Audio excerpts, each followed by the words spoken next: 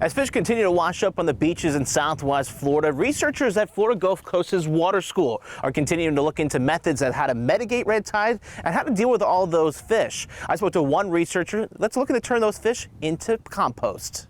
You have a bunch of floating dead fish, similar to what we have now.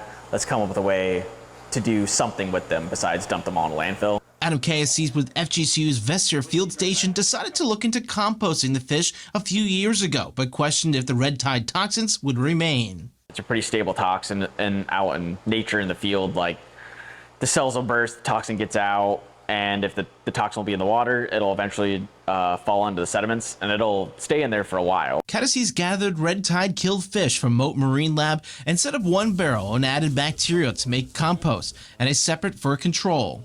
Every 3 days, you'd have to go out there and stir it.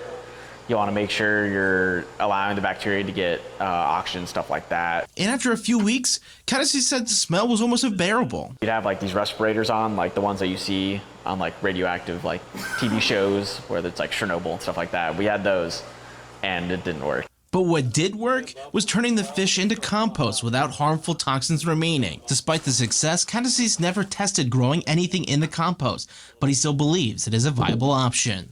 I believe it'd be doable. It's just planning it out. It just takes time, getting a lot of people on the same page. Instead of being prepared, because blooms come out of nowhere, as we know. While composting the fish was successful, Kakadas tells me that there's two issues that they ran into. Not only just how to collect the fish, but how to distribute the compost. At FGCU, meteorologist Andrew Shipley, Fox 4.